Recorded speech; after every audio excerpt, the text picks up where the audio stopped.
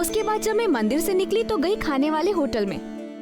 तुम्हें पता है गौरी, मैं उस मंदिर में भी गया था, यहाँ तक कि मैंने तुम्हारा भजन भी सुना था, लेकिन देर होने की वजह से मुलाकात नहीं हो पाई। मैंने सुना कि तुम्हें गांव वालों ने उस मंदिर से निकाल दिया था। क्या आप भी उस मंदिर में गए थे? सिर्फ मंदिर में नहीं गौरी, तुम जहाँ जहाँ गई थी मैं वहाँ गया था, समझी तुम? लेकिन जब मैं पहुंचता था तुम थोड़ी देर पहले वहां से निकल चुकी रहती थी। ये सब माँ की लीला है डॉक्टर साहब। देवी माँ ने ही आपको मेरे पास भेजा था। वाह, चमत्कार। हाँ, हर जगह पागलों की तरह मैं तुम्हें ढूंढता फिरता रहता था और तुम कह रही हो कि माँ की लीला है। अच्छा, अगर ऐसा होता तो फिर वो मेरी मुलाकात तुमसे पहले भी तो करवा सकती थी। हो सकता है देवी माँ यही चाहती थी, जहाँ शिव पार्वती मिले हम दोनों का मिलन ठीक उसी जगह पर लिखा था। और देखिए ना, हम दोनों का मिलना भी तो शिव पार्वती के मंदिर में ही हुआ।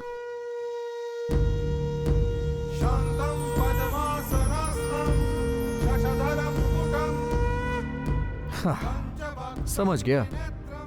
तो ये घर हमारा है क्या? ये हमारा क्यों? और वैसे भी मेरा तो कोई घर है ही नहीं।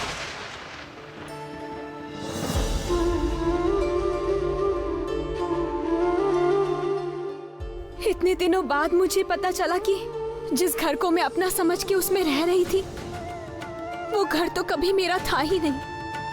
और शादी के बाद मैं जिस घर में गई, वहां पर कोई मुझे पसंद ही नहीं करता है।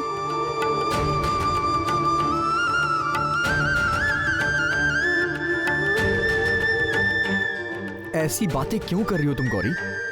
ऐसा कुछ नहीं है। डॉक्टर साहब, मुझे इतने दिनों से लगता था कि चौपाहाड़ी ही मेरा गांव है। मेरे बाबा, माँ, भाई, बहन, दादाजी, उन सब के बीच में ही मैं पली बड़ी हूँ। वही मेरा जन्म स्थान और मेरा सब कुछ है। लेकिन मैं इतने सालों बाद ये जान पाई कि जो मैं जानती थी वो सब कुछ सच नहीं था। वो सिर्फ एक झूठ था। मेरे माँ बाप कौन है, मेरी क्या पहचान है, ये तो कोई भी नहीं जानता। मैं इतने सालों तक सिर्फ एक झूठ के सहारे जी रही थी। मेरी पूरी जिंदगी ही झूठ बन के रह गई है।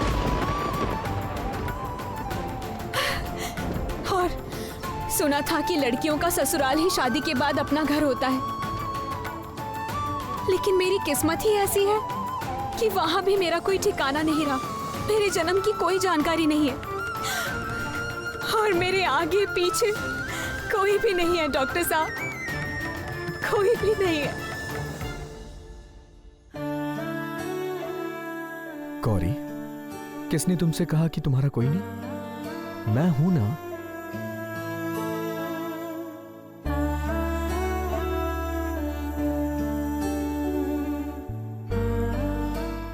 गौरी, जहां तुम हो वहां मैं हूं, और मैं और तुम जहां एक साथ रहेंगे वही हमारा घर होगा। इसके अलावा मुझे तुमसे और कुछ नहीं चाहिए। आज के बाद दोबारा कभी मत बोलना कि तुम्हारा कोई नहीं है। सिर्फ एक बात याद रखना, अब तुम दोबारा कभी भी मुझसे दूर मत जाना प्लीज। अच्छा गौरी, अगर तुम मुझसे दूर चली जाओगी तो क्या ये हमारा घर टूट नहीं जाएगा?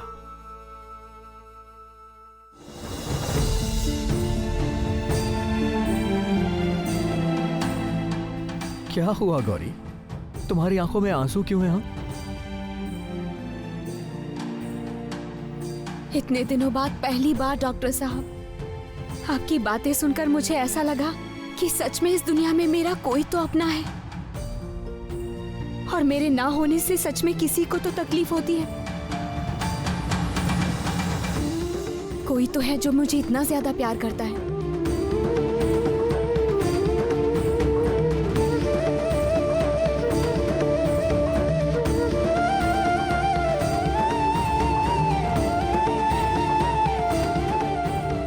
अब मैं अच्छी तरह से समझ गई हूँ डॉक्टर साहब कि देवी माँ ने मुझे घर से बाहर आने के लिए क्यों इशारा किया।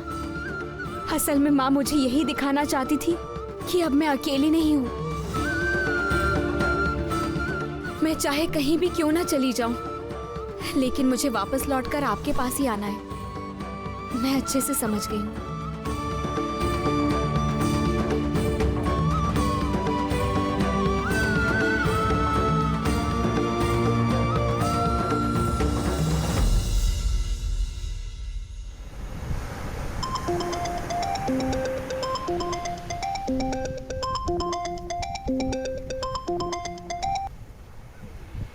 हाँ सर बोलिए। हेलो। हाँ सुनाई दे रहा है sir. Hello hello, 1 minute hold करिए बस।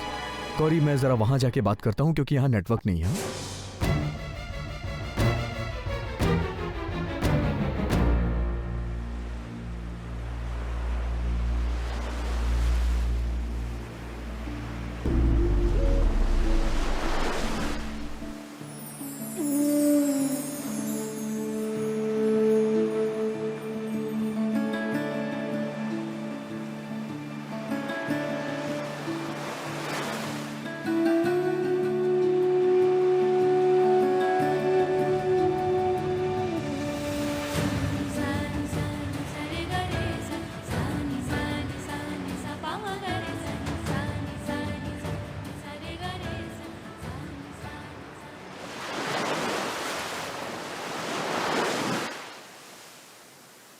हाँ सर। हाँ सर गौरी बिल्कुल ठीक है। नहीं नहीं सर ऐसी कोई बात नहीं है। हम लोग अभी बीच पे हैं सर।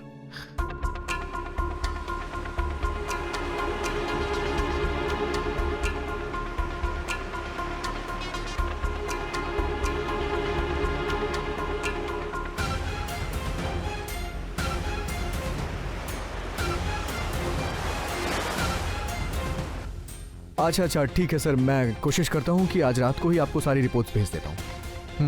मैं मेल कर दूंगा सर।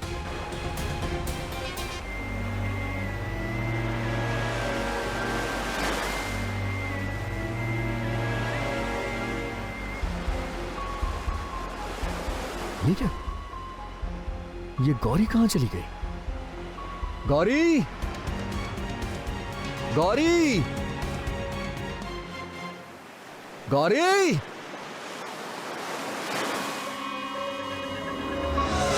फिर से कहां चली गई? गौरी!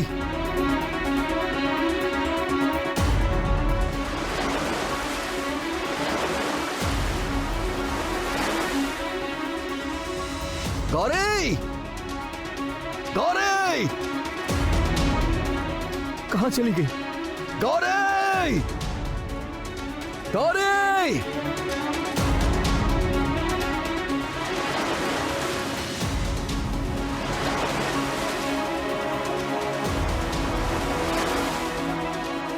अरे फिर से खो गई क्या कहीं? गौरी!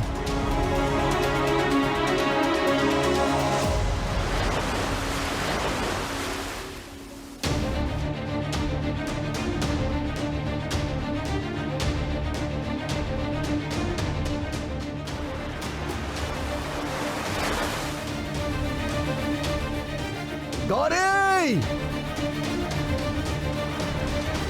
डॉक्टर साहब!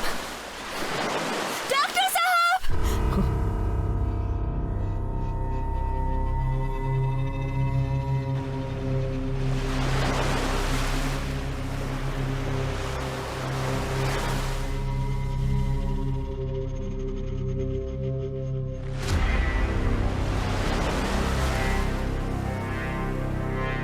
गौरी!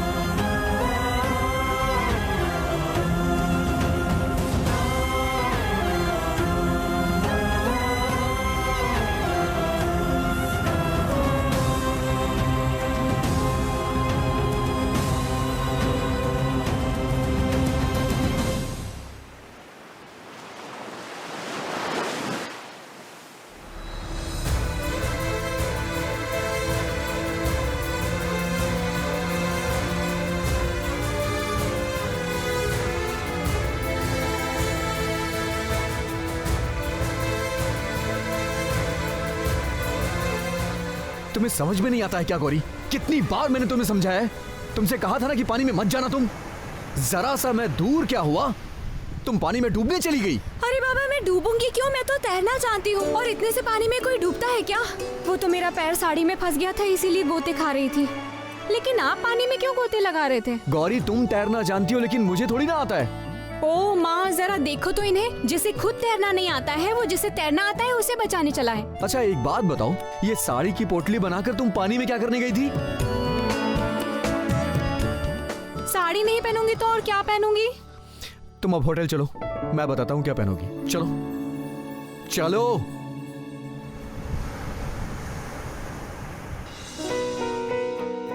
अरे डॉक्टर साहब कब से मुझे यहाँ छोड़कर गए हैं और अभी तक नहीं आए। पता नहीं कहाँ चले गए हैं। गौरी, गौरी, ये लो, गीले कपड़े चेंज करो, इसे पहनो। इसमें क्या है डॉक्टर साहब? गौरी, पहनने के लिए बोला, इसका मतलब इसमें खाने के लिए तो कुछ होगा नहीं, कपड़े ही होंगे ना। एक बार खोल के तो देखो।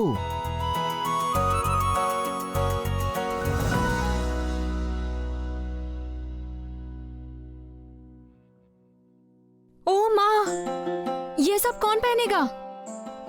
गौरी, अगर मैं तुम्हारे लिए लाया हूँ तो इसका मतलब तुम ही तो पहनोगी, है ना?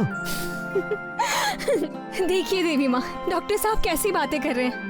मैं पहनूंगी सलवार कमीज, पर मैं तो बचपन से साड़ी ही पहनती आई हूँ। ये सलवार कमीज तो मैंने कभी नहीं पहना। हाँ, इसीलिए साड़ी पैर में फंसा के वहां समुद्र में डूब रही थी। गौरी देखो, इतने दिन नहीं पहनी तो क्या हो गया, अब पहन लो। और ये भी तो पहनने की ही चीज है ना। नहीं नहीं, ये कपड़े मैं नहीं पहन सकती। सुनो गौरी, अब बहस मत करो। हर समय ये तुम्हारी ना से मैं परेशान हो गया हूँ।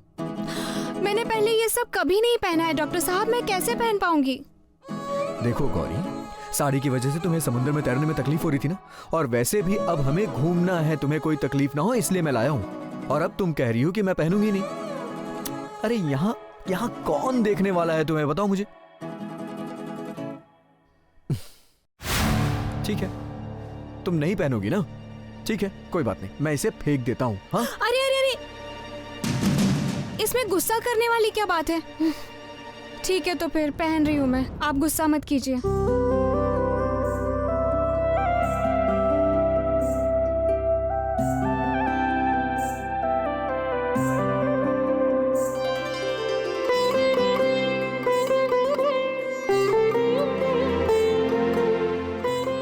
अरे बाप रे, बिल्कुल अच्छा नहीं लग रहा।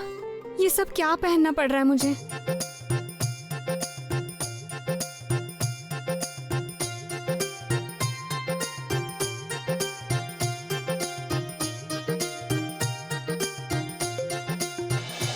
गौरी, और कितना टाइम लगेगा तुम्हें यार?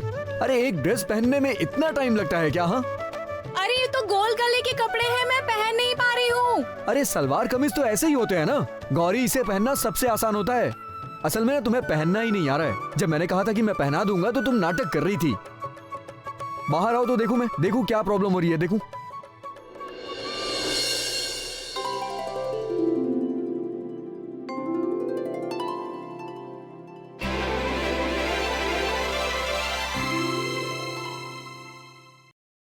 ये ओढ़नी ऐसे क्यों लपेटी हो तुम? ये ओढ़नी है, कोई शॉल नहीं है, समझी ना? नहीं नहीं, इसे मैं नहीं हटा सकती, ये ऐसे ही रहेगा। मतलब क्यों नहीं हटा सकती हो? हाँ, देखो गौरी, हर कपड़े के पहनने के अपने अपने एक तरीके होते हैं। मैं बोल रही हूँ ना कि इसे नहीं हटा सकती। क्यों नहीं हटा सकती हो? अच्छा अच्छा ठीक है, तुम घूमो तो देखो क्या प्रॉब्लम है।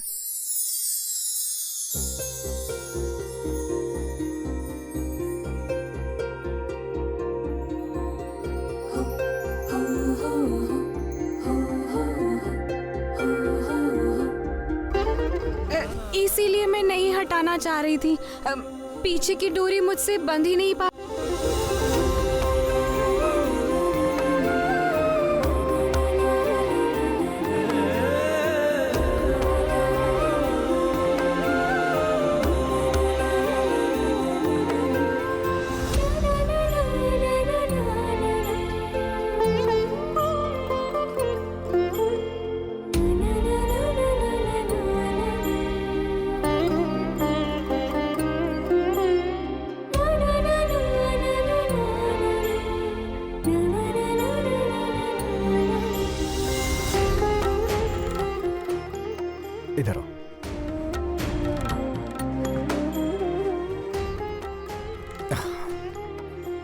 रुको।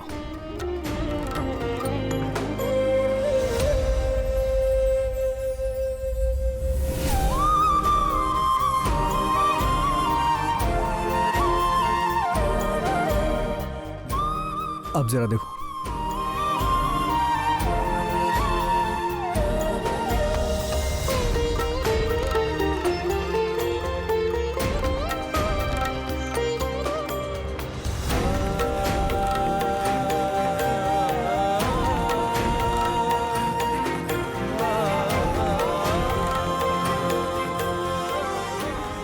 डॉक्टर साहब, आप क्या समुद्र के पास इसीलिए रह रहे हैं कि होटल में रहें?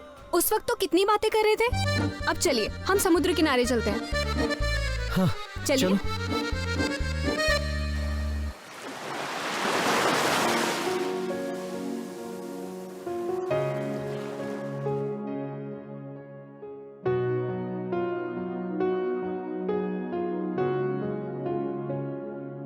आँखों की नींद हो, शबनम की बूंद हो, बस तुम होठों की प्यास हो, जीने की आस हो, बस तुम।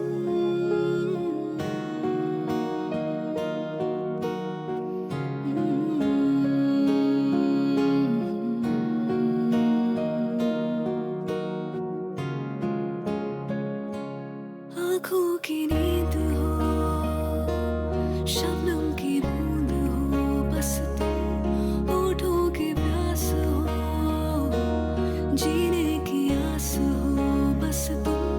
मेरे ख्यालों की धुंधली फसीलों पे सुबह की बारिश हो तुम।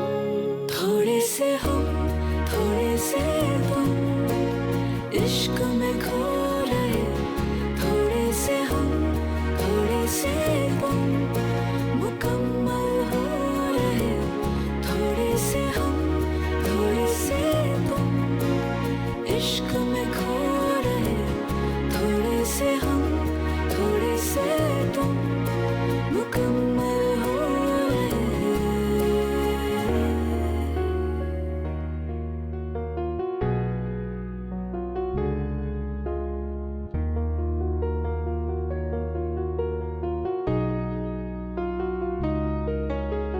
ये मेरी नींदें जागे तेरे ही लिए। क्यों हर खुशी मुस्कुराए तेरे ही लिए। मैं तेरा अक्स हूँ, तू मेरा आईना। आ मिटा दे सभी दूरियां। थोड़े से क्या कर रहे हैं डॉक्टर साहब? यहाँ कितने सारे लोग देख रहे हैं। अरे वाह, मैं तुम्हें शादी करके लाया हूँ, मेरी पत्नी हो, मैं कुछ भी करूँ उससे किसी को क्या प्रॉब्लम? मुकम्मल हो रहे। थोड़े से हम, अच्छा सुनो, थोड़े से बहुत दिनों से सोच रहा था कि मैं तुमसे एक बात कहूँ, लेकिन चाह के भी मैं बोल नहीं पा रहा था, तो सोच रहा हूँ कि आज बोल ही दूँ। ऐसी कौन सी बात है डॉक्टर साहब?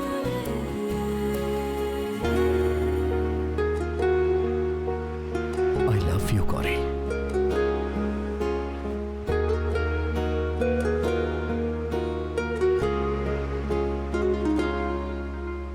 क्यों अच्छा वो तो ठीक है, लेकिन इसका मतलब क्या है? जिक्र बताता हूँ, लेकिन उससे पहले तुम बोलो आई लव यू टू। अगर कोई किसी को आई लव यू बोलता है तो उसे आई लव यू टू बोला जाता है। अच्छा, आई लव यू टू। अब तुम्हें बोलना है आई लव यू ईशान। अरे बाबा, नहीं नहीं डॉक्टर साहब, अपने पति का नाम मैं अपने मुंह से नहीं ले सकती। गौरी, जो कह रहा हूँ वो बोलो ना। नहीं नहीं, मैं बिल्कुल नहीं बोलूंगी। पति का नाम लेना पाप होता है। गौरी, तुम पर ना कभी कभी बहुत गुस्सा आता है। अच्छा ठीक है, तुम्हें बोलने में परेशानी हो रही है ना, तो एक काम करो, तुम ना रेत पर लिख दो। मैंने तुम्हें अंग्रेजी लिखना सिखाया है ना, तो मुझे लिख कर दिखाओ कि तुम लिख पाती हो ना। चलो लिखो। मुकम्मल हो रहे। से हम, थोड़े से तुम, इश्क में खो रहे, थोड़े से हम, थोड़े से तुम, मुकम्मल हो रहे, थोड़े से हम, थोड़े से तुम, इश्क में खो रहे, थोड़े से हम, थोड़े से तुम, मुकम्मल हो रहे।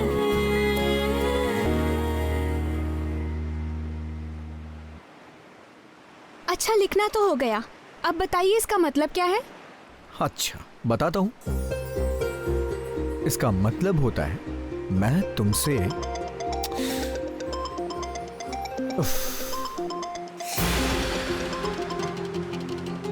अरे ये आपने फोन क्यों काट दिया? जरूर बाबा का फोन होगा। गौरी, इस समय ना अपने घर के किसी भी आदमी से मैं बात नहीं करना चाहता। मैं यहाँ तुम्हारे साथ बहुत अच्छे से हूँ और इस समय मैं कोई भी नेगेटिविटी नहीं चाहता हूँ और इस टॉपिक पे तो मुझे बात ही नहीं करनी है प्लीज। लेकिन पापा को जरूरत होगी इसीलिए फोन। जरूरत ही नहीं है गौरी, मुझे अभी बस एक चीज की जरूरत है और वो हो तुम, समझी?